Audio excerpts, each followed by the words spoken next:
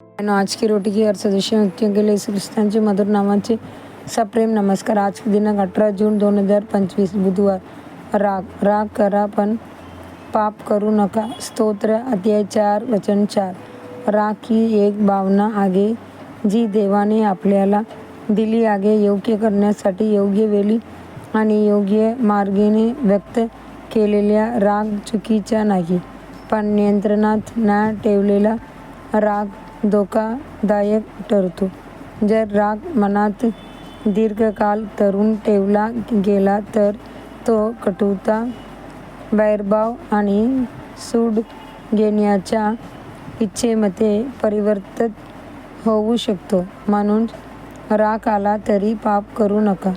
प्रेषित पौल म्हणतो, आपण अभिमानी न होऊया, एकमेकांना चिडवू नये। गलत 5 अध्याय 26 वचन। काही लोक राग चुकीच्या व्यक्तीवर काढतात, उदाहरणार्थ जोडीदाराबद्दलच्या निराशाने ते मुलांवर ओरडतात। कधी कधी त्यांची रागाची फटका घरातील पाळीव प्राण्यांनाही बसतो। सासर-सासऱ्यांमधील गैरसमज गैरप्रकारामध्ये रूपांतर होऊन घरातील शांतता आणि सलोखा बिघडवतात। माझे वडील कॉलेजमध्ये असताना कोणी टीका केली किंवा चुका दाखवल्या तर त्यांना खूप राग यायचा।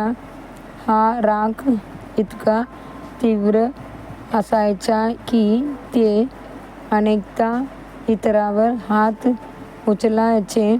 पण जेव्हा येशूने त्यांना तारण दिले तेव्हा त्यांनी उपवास आणि प्रार्थना करत परमेश्वराकडे रागीट स्वभाव बदलण्याची याचना केली। ते ओरडून म्हणायचे, प्रभू, जेव्हा मला राग येतो तेव्हा मी इतरांना इजा करू नये यासाठी कृपया त्यांनी मनापासून प्रार्थना केली। मला ख्रिस्ताचे सौम्यपण दे। देवाने त्यांची प्रार्थना ऐकली आणि त्याने अनियंत्रित रागावर विजय दिला।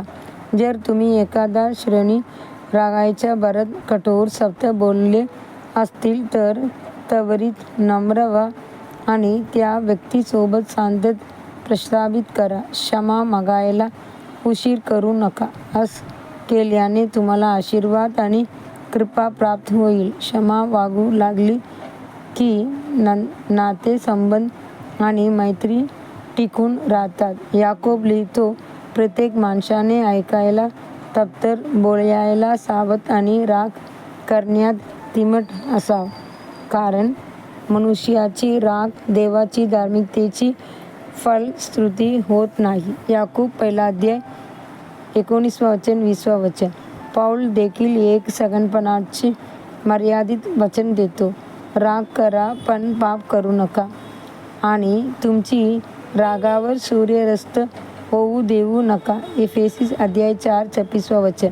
जर तुमचा राग 1 दिवसापेक्षा अधिक टिकतो तर शत्रूला तुमच्या आयुष्यात नाव मिळतो। आपणास प्रभू कधी परत येईल हे माहीत नाही। जर ते येईपर्यंत आपण राग, कटुता किंवा द्वेष मनात धरून बसलो असू तर आपण मागे राहू शकतो। देवाची प्रिय लेकरा, रागाला तुमच्यावर अधिराज्य गाजवू देऊ नका। विचारासाठी वचन।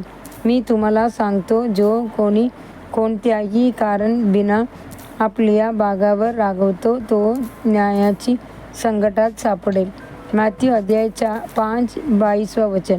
आजच्या बायबल वाचन सकाळी नेहेमिया 10 अध्याय 11 अध्याय, संध्याकाळी प्रसिद्धीची कृत्ये अध्याय 4 1 ते 22 वचन। धन्यवाद।